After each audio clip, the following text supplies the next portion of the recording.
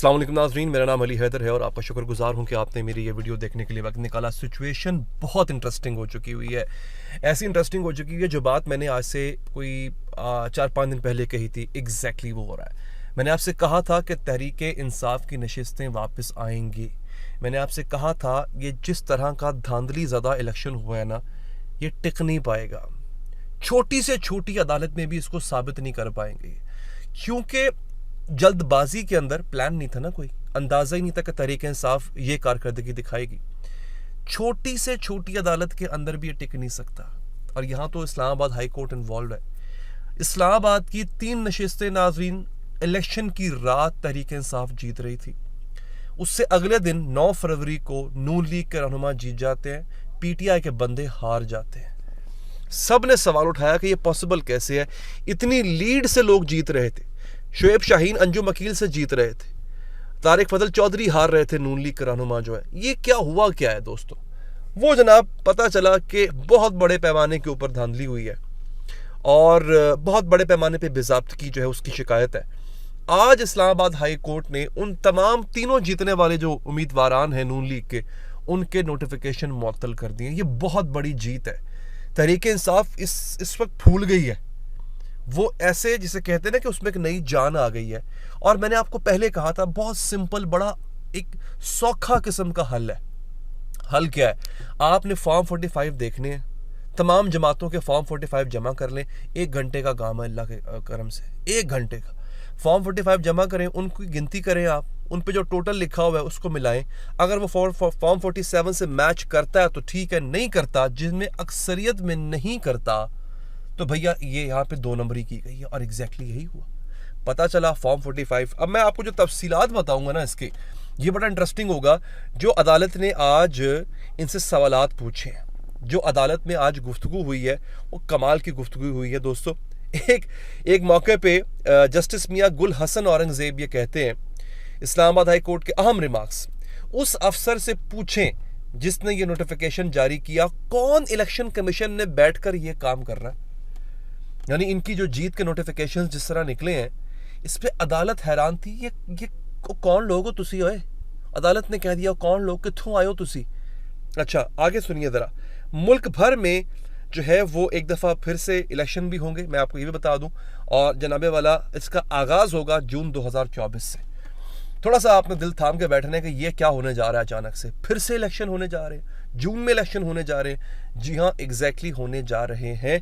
मैं आपको बताऊंगा क्यों होने जा रहे हैं। पहले ज़रा ये सुन लें आप। एक और भी माशाल्लाह से काम हुआ है, वो भी मैं आपको बता देता हूँ। वो हुआ है कि MPO ऑर्डर जारी करते वक्त इख्तियारात से तजावुज़ पर DC इस्लामाबाद के खिलाफ तौहीन अदालत केस में इस्लामाबाद हाई कोर्ट ने कल हतमी दलाइल तलब कर लिए हैं।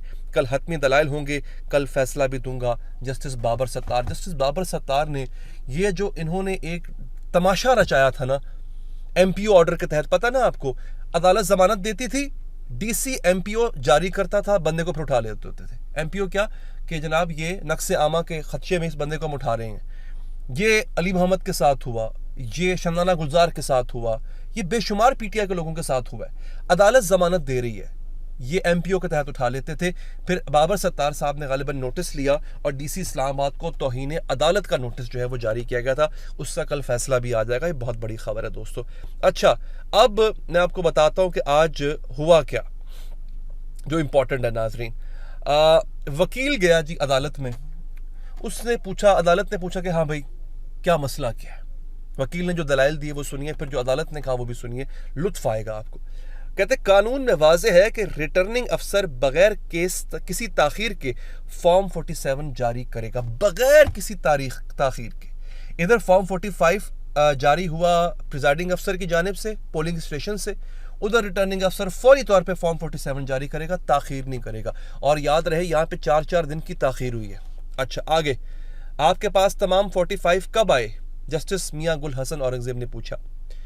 इलेक्शन की रात 12 बजे तक मेरे पास 380 फॉर्म 45 आए थे। शुएब शाहीन ये वकील भी हैं और ये उम्मीदवार भी थे इस्लामाबाद से। मैं आरओ अफसर के पास गया तो मेरे फॉर्म तारिक फजल चौधरी के खाते में डाल रहे थे, जो नून लीग के रहनुमा है, और इनके मेरे खाते में। शुएब शाहीन रिटर्निंग अफसर के दफ्तर गया तो धमकी दी और कहा कि यहाँ से चले जाओ वरना उठाकर बाहर निकाल देंगे। शुएब शाहीन रात 2 बजे से फिर हमने धरना तक दिया, मगर उन्होंने अगले ही दिन 2 फॉर्म 47 जारी कर दिए।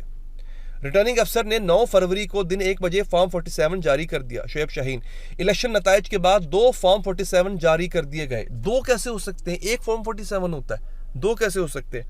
फॉर्म 47 के मुताबिक तारिक फजल चौधरी को 1,02,502 जबकि मुझे 86,396 वोट मिले। इलेक्शन कमीशन वेबसाइट पर 10 फरवरी को एक और फॉर्म 47 जारी किया गया। इसमें मामूली तब्दीली की गई। ऑनलाइन फॉर्म 47 के मुताबिक मेरे 86,784 जबकि तारिक फजल चौधरी के 1,02,000 से कम शोएब शाहीन ने कहा कि वोट हैं। आपके हल्के में रिटर्निंग अफसर कौन थे? जस्टिस अरबाब मोहम्मद ताहर ने पूछा। उस्मान अशरफ ADGC हल्का NA 47 के आरओ थे जनाब। ये वही आरओ साहब थे जिन्होंने कॉपी पेस्ट करके हमारे कागजात मुस्तरद किए थे। रात को 2 हल्कों के रिजल्ट दिए गए थे, मगर मेरे हल्के के नताइज को रोक दिया गया। नताइज के बाद फॉर्म 47 जारी करने से पहले मैंने डिस्ट्रिक्ट रिटर्निंग अफसर को दरख्वास्त दी थी। अब देखें ना कि किस तरह क्या क्या हरकतें हो रही हैं, क्या क्या हरकतें हो रही हैं जनाब। अच्छा, अब मैं आपको एक बड़ी इंटरेस्टिंग चीज़ बताता हूँ नाजरीन। ये खैबर पख्तूनख्वा में नहीं, ये हुआ है अल्लाह भला करे शांगला में। ज़रा सुनिएगा जब धांधली की तो किस तरह की गई।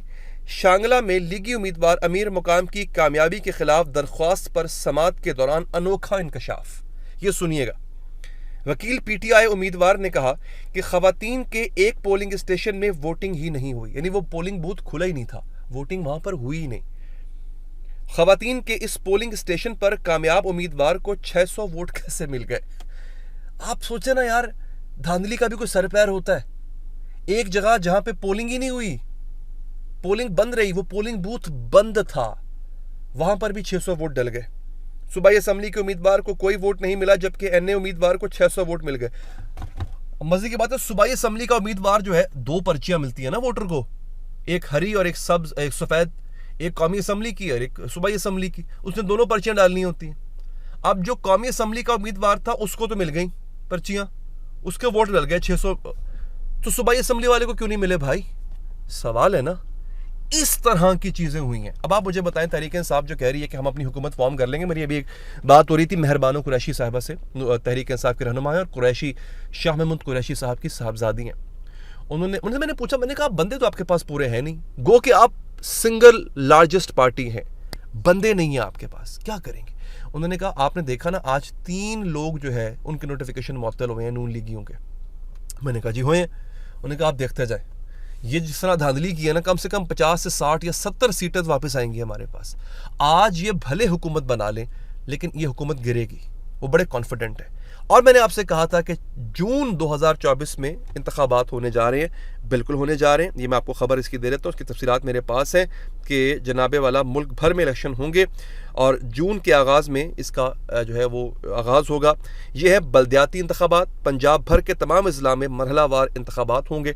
16 जून को मुल्तान, लोधना, सरगोधा, बिहाड़ी, बहावलनगर, लिया, राजनपुर पर मुश्तमिल यूनियन काउंसिल में इंतखाबात होंगे। अवाम बराह रास्त चेयरमैन यूनियन और काउंसलर का इंतखाब करेगी। हुकूमत पंजाब का हतमी तारीख 16 जून से 25 जुलाई तक गौर। बल्दियाती इंतखाबात जो है ना, वो याद रखिएगा, वो रीढ़ की हड्डी होते हैं। एक तो आपका उसमें फ़ायदा है, बराह रास्त आपका काम होगा। दूसरा ये, अगर तो आप समझते हैं कि वो जमात जो पॉपुलर जमात है, जिसको अवाम ने वाकई ही वोट दिया है, उसकी बुनियाद को आपने मजबूत करना है, तो वो बल्दियाती इंतखाब होंगे। ये निचली सतह पर जाकर डेमोक्रेसी यहाँ पर एक्सरसाइज होती है नाज़रीन। तो दोस्तों, अब तक के लिए इतना ही। अगर आप मज़ीद डिटेल चाहते हैं तो प्लीज़ चैनल को सब्सक्राइब कीजिए, अगली वीलॉग का इंतज़ार कीजिए। अपना ख्याल रखिए। अल्लाह ने के बाद।